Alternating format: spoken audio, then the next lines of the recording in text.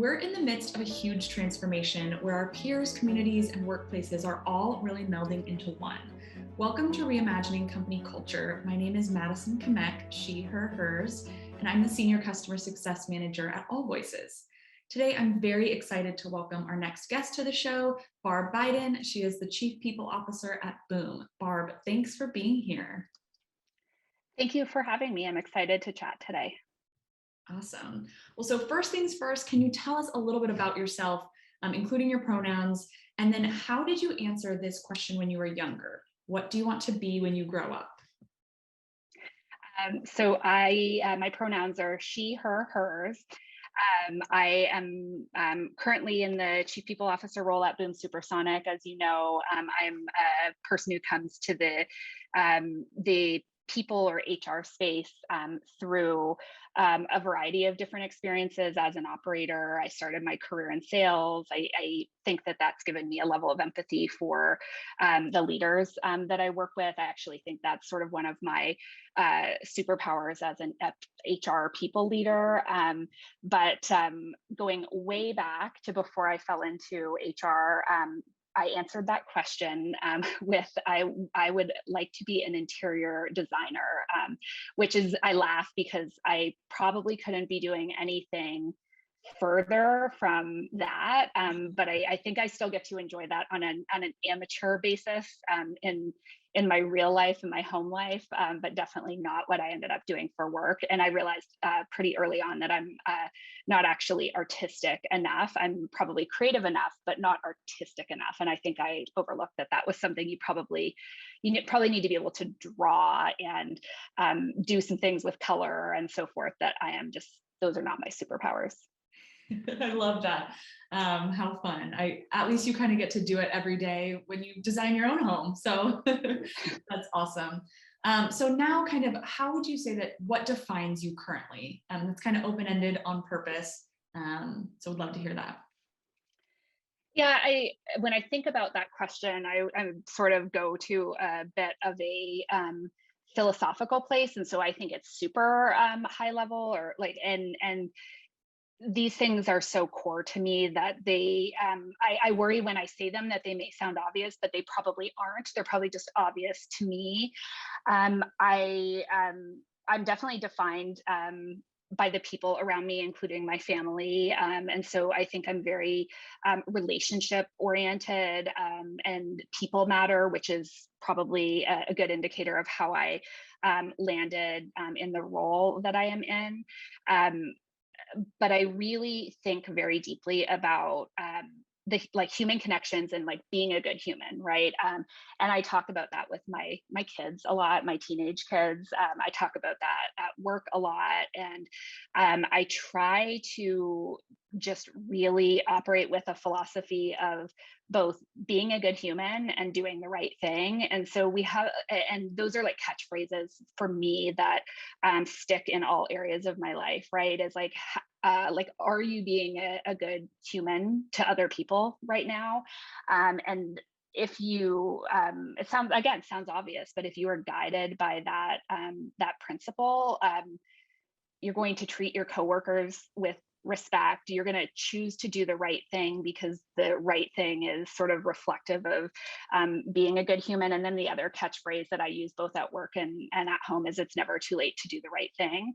And so that's often what anyone who comes to me with a problem, that seems like, this bad thing happened, we don't know how to solve it. Sometimes the first thing I'll say is, it's never too late to do the right thing.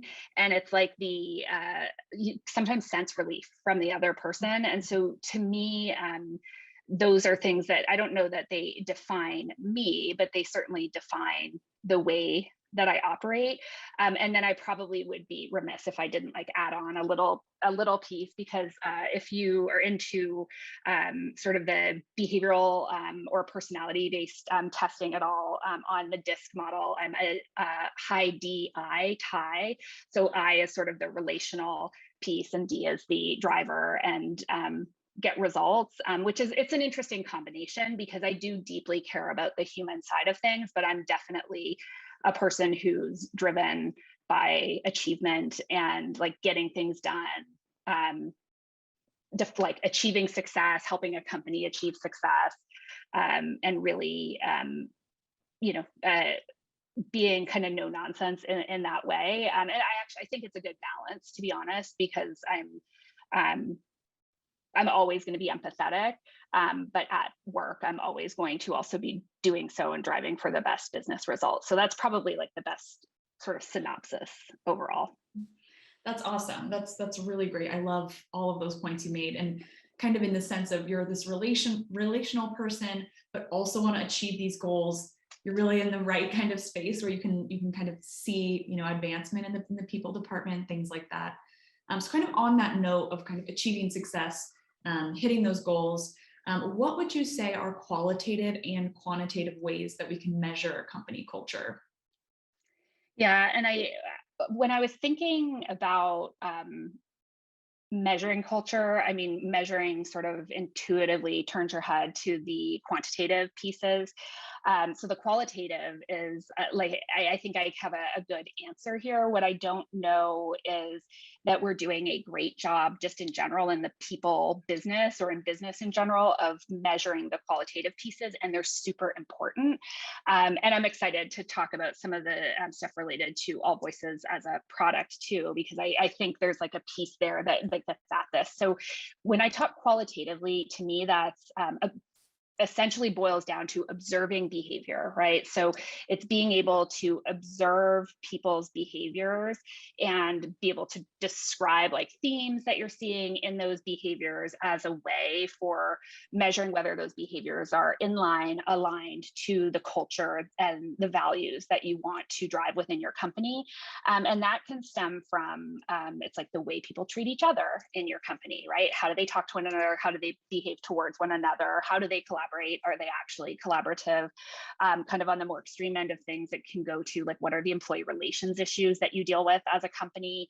And then it also goes outside of the company. It's like, what do your employees or team members say to other people when they're describing your company, right? Like you can go to like, what would they say if they were posting a review on Glassdoor or Comparably, something like that. But it's also really just, what would they say about the company when they're sitting on the couch at the end of the night with their spouse or something, and talking about the way that the company behaves towards them. And I think if you understand those themes, that's the best way I can describe getting at the qualitative aspects of the culture. Quantitative is, to me, it's easier, right? Like there's probably a ton of data points that you can use there. And easier doesn't mean better, right? Qualitative is probably going to deliver higher quality, no pun intended there, in terms of the data, but the quantitative stuff is fairly easy to get at. For me, I would go to engagement scores, belonging scores. So we at Boom, we measure belonging as well in our engagement survey, retention or attrition, because I think people do vote with their feet when there's misalignment with culture, I think, and vote by leaving an organization. So having a handle on attrition and what those numbers are doing and the themes for leaving, I think give you good insights into how you're doing from a cultural perspective. So I don't know, it got me curious though. I want to know how all of my peers answer that question, because I'm not convinced that I have the best answers there. I think they're working for us, but it like got me really reframed around different thinking of actually, I think about instilling culture in a very concrete way, in a very methodical way. I haven't thought about measuring culture in a really like discrete or methodical way. So I really liked that question.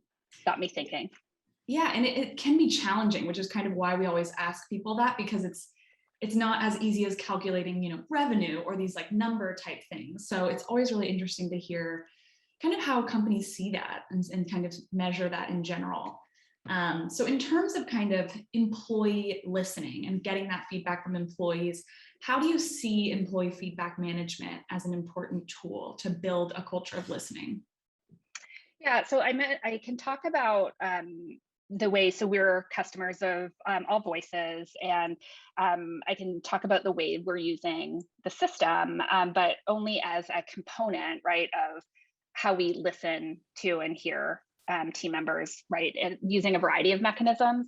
So we've got some anonymous mechanisms and some non-anonymous mechanisms, and happy to kind of share more on that later. But from my point of view, employees need some venue where they can feel seen and heard, right, at work.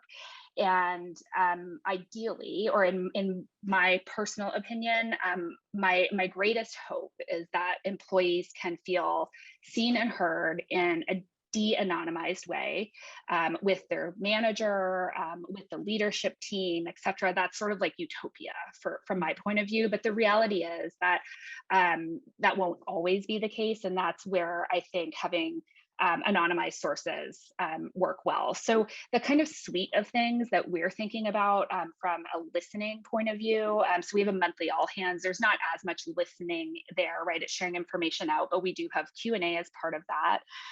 Both the CEO of Boom and myself host different sessions that I would describe as listening sessions. We don't call them that necessarily internally, but I host a culture connection, which is just an open hour that's drop-in only. I have like very firm commitments to not break news in those sessions. So like no new information is shared. So it keeps the group more intimate, like people show up when they have something to talk about. And then the CEO hosts CEO office hours, similar format. And we hear so much good information there, and the quality of the relationships that I've built with employees that I might not have otherwise had an opportunity to connect with are really, really strong in that setting, which I think is like one of those ways. Like personally, if I describe my utopia to you to start off with, I do feel like every time I have a great conversation with an employee in my culture connection, that's one more employee out there telling their colleagues like it's safe to share your concerns. Like I had an employee come and give me feedback in the last, so to like really talk about listening, right? You've got like a C-level leader and an employee who came and shared some feedback in the last culture connection. Person kindly waited till the end, till like some of the other people had left the room. I could tell that the person was like so nervous about providing the feedback, and it turns out it was something I said. It was just misunderstood, and I was truly so grateful for the feedback. And I just felt like when I reset for that person, like what it can feel like to be listened to, and I was like, I could tell that was really hard for you, and I hope next time it isn't, because like I really appreciate that you told me that, and then we solved the problem. To me, there's like those are the reasons that I value de-anonymized, right? Because you can get like it's just so much richer in that way. But then on the anonymous side, we use our engagement survey on a routine basis with pulse surveys, and then we use AllVoices, right? So, and we get all kinds of things through AllVoices, things that sometimes I'm shocked where people, I would totally expect that folks would not feel uncomfortable raising that in a de-anonymized way, but like we get them the answer, we build out, and I'm just like, I'm glad that they leave that interaction via AllVoices feeling like their problem was solved or improved, or like they got an answer to the thing that they needed help with. And you know, not everything there is frivolous, but we have a lot of things that are just like small things, like, you know, that are it's giving people a venue who like I am not always going to correctly interpret the places where people will feel comfortable sharing or not sharing something.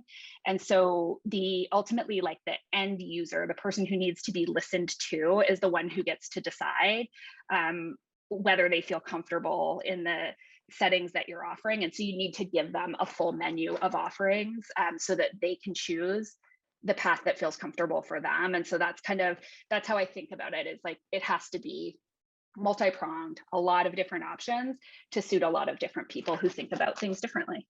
Mm-hmm. Yep, I really, really love that. I think it's so important that it kind of what you said, like it's initiated by this person, by this employee, so they kind of get to choose that avenue and what they feel is safest or most comfortable to them. So very common feedback that we hear as well. So now kind of thinking about some of those hidden dangers that might exist in an organization, like toxic managers or misaligned goals or values. How can organizations help identify those and then find them and empower employees to speak up about them? Yeah, and I think I could go a lot of directions with this one, because I have a variety of different thoughts here. Because I think that doing this incorrectly can lead to a toxicity of its own, right? And a toxicity where leaders don't feel supported in their roles as leaders, right? So to me, the way that I think about, like, you're going to identify all kinds of things when you have like an anonymous listening source turned on. And some of those things are what they appear to be when the complaint or issue is surfaced, right? And that becomes clear through the conversation, right? Like, and when I say that, I mean that it's like the problem as described is a real problem, and then you go address it. And then there are other times where what I love is the ability to, like, you don't get this in a survey in the same way, which is what makes surveys really inefficient for this purpose, is like the back and forth, like the two direction, so that you have the opportunity to clarify what the person's concern is. And sometimes what you uncover is that the issue is like really something below the surface, right? And it could be that something surfaces initially as like manager toxicity, to use one of the examples that you offered. And then when you ask a couple more questions, what you realize is there's actually just potentially a communication issue between the person and their manager, and you can anonymously coach that person and solve that problem correctly. And where I started my answer, we're saying like done wrong, and that's why that's where the bidirectional communication is super helpful. If you were to take every concern that comes up at face value without the opportunity to clarify and ask questions, I do think that you could run the risk of running every which way in your company, trying to solve all kinds of problems that may or may not exist in a real way. And I think sometimes we do that with surveys, right? Like we'll get like feedback in a survey and kind of over rotate. Not, and I don't mean we boom, I mean like we in the industry in general. There's a tendency to over rotate on elements of feedback, like either because it's a particularly hurtful piece of feedback and we're like, well, I don't want the company to be perceived that way, so we like over fixate on it, but it's not actually the biggest problem. And so so I think the tools like AllVoices are awesome for helping surface these types of issues. And the bidirectional communication piece is like helping make sure that you're chasing the real problems.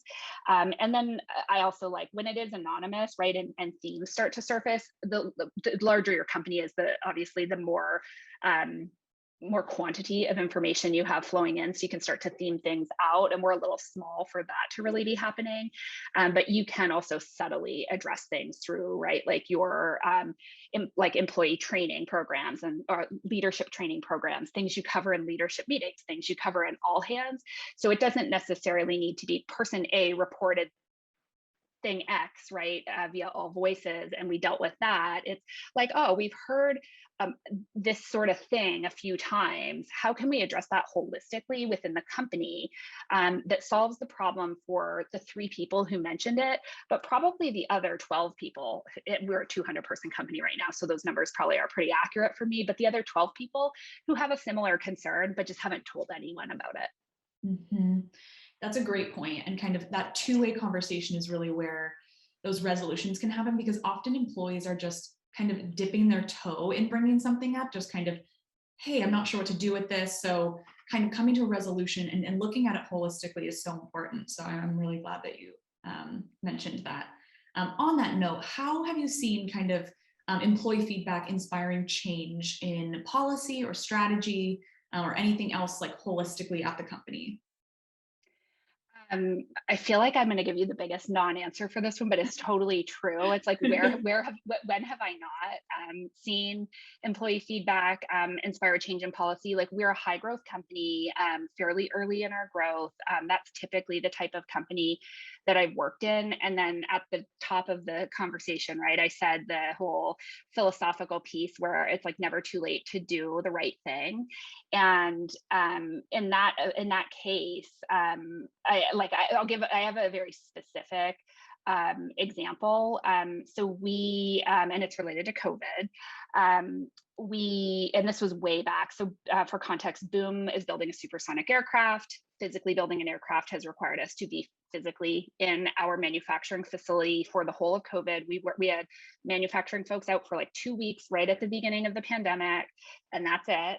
And then we've been back in and working, and we have most of our office workers back, et cetera. The way we've been able to manage that has been a real commitment to daily testing, masking, and other measures, right? So we're sort of ahead of the curve, right, in how people were approaching this. And this is a small example, but it was like so impactful to our team members. There was just, like you, I'm sure recall, and I'm sure every company's experience, like things were all over the guidance and on how to approach COVID related issues has been evolving, to say the least, right? Like it changes every time there's a new variant, every time there's new legislation, every time there's a new court decision to support doing or not doing a certain thing, or what's OSHA saying, like it's all over the place. And there was a period of time where we were talking about masking or unmasking, whether to mandate a vaccine, which we did end up mandating initial vaccines. And the decision, and in hindsight, as I share this, in hindsight, we ended up making the right decision because of employee feedback. And I don't love the initial decision that we landed on, but I was okay with it at the time. We were going to allow people to unmask once they had met the requirement to meet our vaccine requirement and so forth, right? And what we hadn't thought about, and it's like, point being, by the way, is like, we were wrong, right? We were wrong, and the employee feedback was right. Therefore, it's never too late to do the right thing. So the employee feedback changed this, right? So we were like, this makes sense. It gets people out of their masks more quickly. It incentivizes the move towards the vaccine. And then we'll have this hard cutoff date so people could demask once they're vaccinated, and then the rest can do it as they get vaccinated or hit that cutoff date. But what that does is it outs people, right, who are not vaccinated. And that was a huge miss on our part. And we actually had some folks in our community who, for whatever reason, had necessary exemptions from the vaccine, who actually raised the feedback that they thought we should all keep our masks up together. And this was after we had an employee meeting providing a different direction. And we came back to the team and said pretty much what I just said to you. We were wrong. Your feedback helped us to be more right in a world where this topic area, like no one can really be right. Like we all are learning together, but we're vulnerable in that sense. Like we were wrong, and we told you this thing before, and we heard you, and now we're doing this other thing. And so that's a small example, but I have like that sort of thing happens all the time, right? And sometimes it happens where employees give feedback and what you say is like, I've heard you and I understand what you're asking, and we're still going to do this thing that we were planning on doing, and here's why, right? But it gives you that opportunity to engage. So like I actually never mind disagreement, because it just gives you an opportunity to clarify with the person. You may not take an action their feedback necessarily, like you may not change anything, but like hearing their feedback is the most important part in my experience, right? Like I have heard you and I am responding and telling you why we are going to listen to that feedback or why we can't, and I'm going to sit with you in conversation until you understand at least our point of view. Like we can agree to disagree, but you at least felt like you had an opportunity to be heard. Mm-hmm. Mm-hmm. It's all about kind of sharing what they want to share and feeling heard, whether that's, yes, we're doing this, speaking directly to everybody about it, or just like you said, like saying we're not, and here's why. Because oftentimes those conversations don't often happen if no one asks. So that's really, really great. And I love that you're not afraid to say we messed up. You know, you're human, that people teams are also human, and there's no playbook for COVID at all. So no one has really done this perfectly. So I really, really love that answer. So I know you mentioned kind of the importance of having multiple ways for feedback and letting employees kind of choose which avenue they want to choose. Why do you think a little bit more, why do you think it's important to offer, multiple avenues of feedback? it goes back to the example that I shared a little bit earlier. Is we're all going to do a really bad job of assuming that we understand how other people think, right? So like I can sit around thinking about like these are the ways in which I personally, Barb Bidan, would or would not be comfortable offering feedback, and you could certainly do the same. And what I've learned is I'm really bad at guessing what's going on in other people's minds and like all the things that are at play that make them like comfortable or not comfortable with things. And so I would way rather make sure that everybody has an outlet than try to be so prescriptive over the how, right, the channels, right, that we give people. Now I say that, and I will be the first to, in front of the company, talk about the value of candid, like open, ongoing, timely feedback. And I believe that, right, which means like I personally value standing behind my feedback and requiring myself to be empathetic enough and human enough to deliver that feedback wherever it needs to be delivered in a way that is going to land well and be heard and not get me in a ton of hot water, not like make the other person feel uncomfortable. Like that is so valuable. And so at the same time as like I'm a huge fan of having the anonymous channels, I'm also going to simultaneously be trying to like nudge people along and create the like safety around not needing it to be anonymized. But like I'm not naive, and I realize you will not get every person to that place on every issue, and so you're missing out on feedback if you don't also offer some anonymized channels. And it kind of makes it more equitable across the board. You know, some people are comfortable talking directly, some people would rather do it online or anonymously. So really kind of evens the playing field there. Oh, totally, right. Like it's also like I mean, what I've never done is like, are there gender roles at play in terms of like where feedback, like who's delivering feedback directly versus not? Like what are the other biases at play, like personality differences, things like whether you're outgoing or whether you're introverted versus or extroverted versus introverted, and do introverts do less well in those challenging conversations? And my guess is probably yes.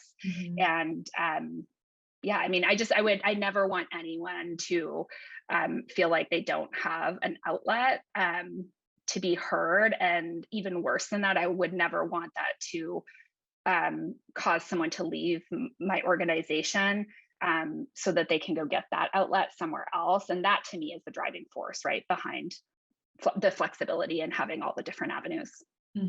Because often a lot of it can be really easily resolved, whether it's through coaching or just a conversation. So just having that conversation in general is so important versus someone feeling they don't have anywhere to go. So that's awesome. So now, can you tell me a little bit about how you've redesigned a system to be more equitable over the past few years? Yeah, so there's one thing that we did that was important for us to do, and so I work in aviation aerospace. We are working hard at creating gender parity, but we actually don't. As an industry, it is not an industry that's leading the way in this regard, and so this probably felt like a bigger deal in our space than it might have felt in some of the tech companies that I've worked in the past. But we leveled the playing field on our parental leave policies, which it actually isn't super innovative in tech companies, but is pretty innovative in the aerospace industry. Like it's still pretty common in our industry to have vastly different benefits for birth mothers, even in our industry, like different benefits for adoptive parents versus birth parents. And so we got rid of all of that and made sure that all parents, regardless of essentially how they became a parent, and regardless of their like relationship status, et cetera, could benefit from our extended paid parental leave, and just offered it across the board. Some of the other stuff that we're working on is more related to recruiting, and I'm very interested in the ways in which we can use anonymized data to remove some of the bias from recruiting processes. And so we've been playing around with those sorts of things as well, right? Like if you don't share names with hiring managers at the stage of the process where they're reviewing candidate resumes, if you can actually block that out, what does that look like? We've done some work on, and again, none of this is super like is rocket science, but this is just where our efforts have been focused. But how job descriptions are worded, right, and making sure, especially like in the industry that we work in, there's a lot of aircraft and pilots, right, a lot of military roots there too, and so it's not uncommon for us to find language that's sort of more indicative of things you might hear in the military, which can be like conflict laden language, or really just overly masculine language in job descriptions and so forth. So we've been trying to make sure that we're eking those things out of the process to ensure that in an industry that may not always have appealed to all genders equally, that we're getting as close as we can to, get better at really appealing to everyone so that we can be a different type of aerospace company. That's awesome. That's really, really great. Those small changes are, make a huge impact. So that's awesome. I love that. You got to start somewhere, right? Like Exactly. it's like, as much as I say, like, it's not the whole thing. We're not going to boil the ocean, right? Like we're not. It's like you literally have to start somewhere, and it's having one step after the other and finding the things that are working to move the needle in your org. And those are just a few of the sort of recent things that we've been either trying or talking about in our company. Mm-hmm. That's awesome. That's really, really great. So thinking a little bit about kind of how managers play a big role in employee feedback, and kind of, you said the utopia world is people speaking directly to their managers, speaking directly de-anonymized with the team. Thinking kind of about new managers, what resources in an ideal world would organizations provide to new managers moving from an individual contributor role?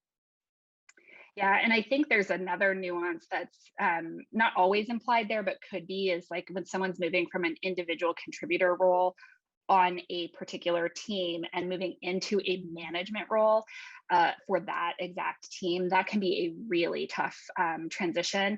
And I think that the supports there might almost need to be so customized and situational to the individual, because like my guidance or thought there is those situations require a lot of additional support from my team, not because the human being moving into the role personally requires a lot of support, but we have promoted them into a tough situation.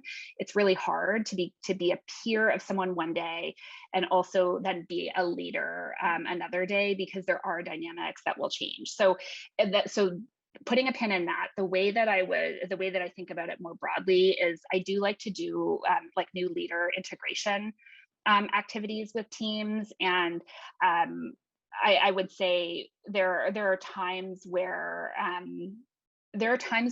in my career where we've invested less in doing this than I think we should have. Like we get busy and it feels like a nice to have, and maybe the corners get cut. You don't do it as much as you would like to, but the places where we have really invested, it has been so helpful. And to me, usually it's like a people business partner, someone working with the leader on helping integrate them to the team. And the way that has looked in the way that I've designed it historically is usually the business partner working with the team without the manager to help like corral a bunch of questions. So it's all of the things that the team wants to know. And it's like, I'm always surprised.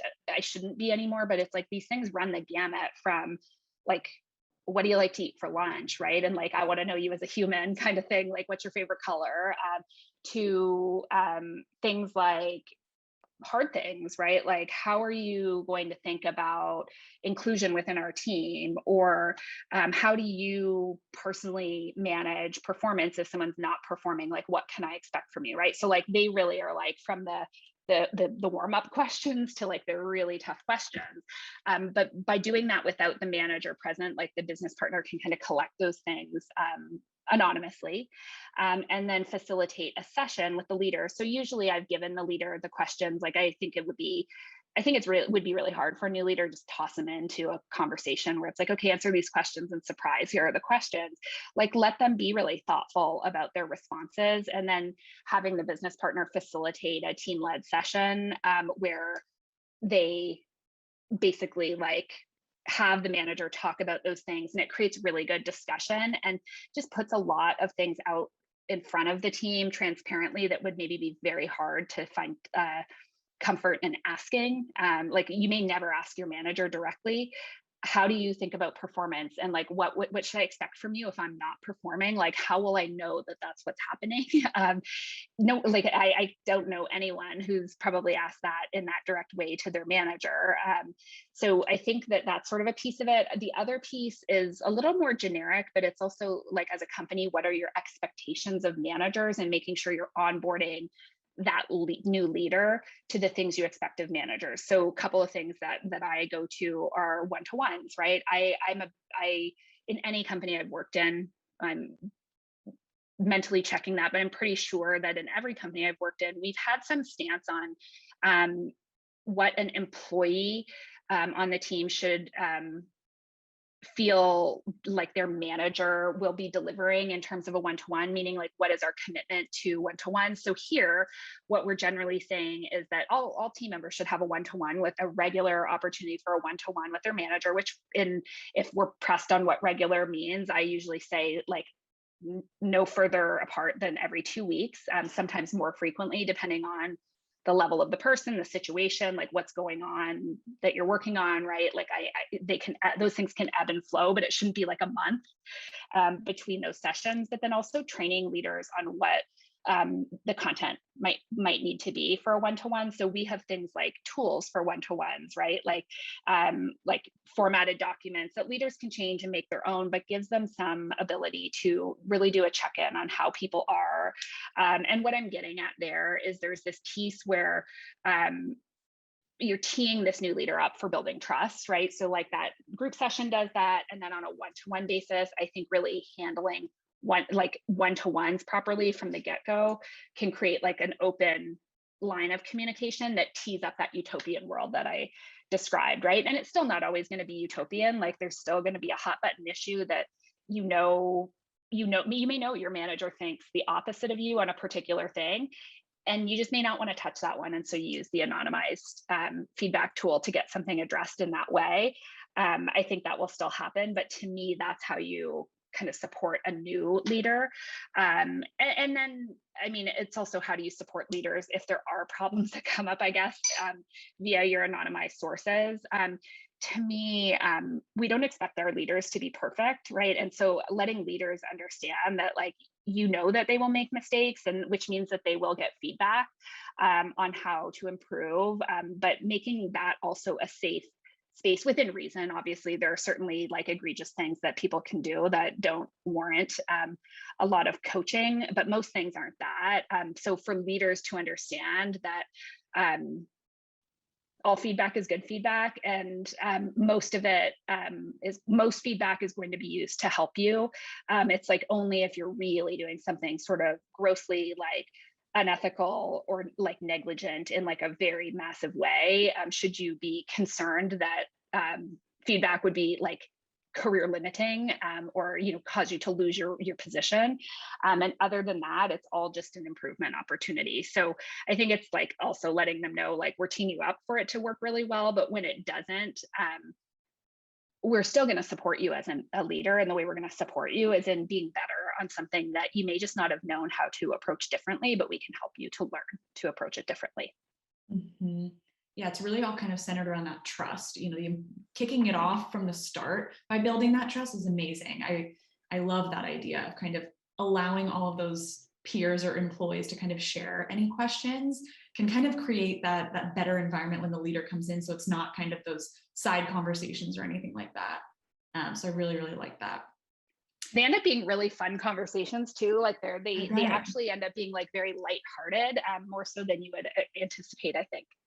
Yeah, because it can be an exciting time, a new leader. It can be really exciting. It can be what are we going to gain from this? Like, what new processes are going to come into play? What new strategy? What have they learned previously?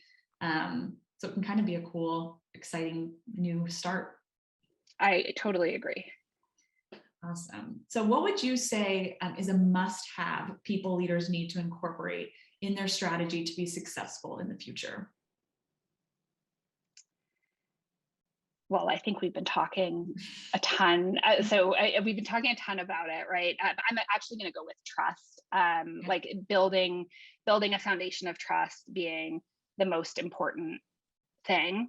And I don't think that that's like new necessarily, but I think it's critical now more than ever in the workplace, right? It's a highly competitive market. People are being recruited all over the place. And ultimately, I believe that people will quit managers more than they will quit companies. And so if you build that trust, it is less likely to it's more likely to be retentive for your team member. And it's just critical for the relationship. And an employee who has that in a managerial relationship is also likely, unless it's been their first job, to have had a situation in their career where they haven't had it. And so my experience is that it's pretty typical that employees value that, like when they realize when they have it and they want to keep it, they want to keep that trusting relationship with their leader. So to me, it's building a foundation of trust. You're going to hear more from your team, like they will be more open with you. I also am a strong believer of as a leader, you can say hard things to people when they need to be said, if the person trusts you and truly believes that you have their best interests at heart, right? So it makes critical feedback or developmental feedback not about like me critiquing you as a team member. It's actually I care deeply about you and your success, and you already know that. So anything that I say to you feels very entrenched in that value, right? That I am here to help you be the best you can be in this role. And it makes even like the toughest of developmental feedback land better in my experience. And so to me, it's just like it just doesn't work if trust isn't there from the get-go. And so I think we've talked about some of the ways, right, leaders can do that, right, through new leader integration, one-to-ones, et cetera. But like investing time there is super critical. Mm-hmm. And it really empowers everyone, both the managers, the employees, to be their best. So yeah, I couldn't agree more with the idea of trust there. All right, so final question for you. Is there anything else you would want to share that I didn't ask, or 1 to 2 key insights that you hope to give listeners of our podcast? I'm going to go back to, and hopefully I can package it up a little more neatly. I'm going to go back to an insight that I shared earlier. And it's just that I've seen my peers in the industry, people really have a strong opinion on whether feedback needs to be anonymous or de-anonymized. I have fallen into that trap as well, where I would have said, like, before I spent as much time as I should have spent thinking about what the right answer is, I was sort of on the track of like de-anonymized is the way to go. And I think I've just evolved that in a way that's I think driven me to a better answer. And I've described that already, is that you can have both. And if you have anonymized feedback, that doesn't mean, if you're someone like me who just believes very deeply in the benefit of like face-to-face, human to human, like we trust each other, you own your feedback for me, I own my feedback for you, and we're going to deliver it to each other compassionately. Like I wholeheartedly believe that, yet have evolved to a view that that still doesn't mean that you don't need multiple sources for anonymized feedback as well. And for me, that's, I'm sharing it as an insight because I think for a long time, I really, I just didn't think about it enough. And so I had this opinion, and I didn't think about the fact that I could still hold my opinion and think some other things along with that opinion that at the surface feel like they're contrary to the opinion that I hold, but they're really not. And it just took me having some more deep deep thought about it, to get to a place where I'm now thinking about it in the way that I do. So it was insightful for me, let's say, in the last year or so, as I've kind of come around to maybe like year or two, as I've come around to that thinking. So maybe it'll be insightful for someone else too. Awesome. I really, really love that, and appreciate that you're always learning. You're always kind of looking at what's out there and what makes the most sense. So hopefully that'll help listeners also kind of learn from that as well. Well, Barb, thank you so, so much for being on today. We had such a good conversation. I really, really enjoyed it. So thank you again for being on here today. Awesome. It was my pleasure. And it was great to talk to you. Awesome. And as a reminder for folks who are listening, at AllVoices, we really believe that employee feedback management is a requirement for the company to succeed overall. Have a great rest of your afternoon, everyone.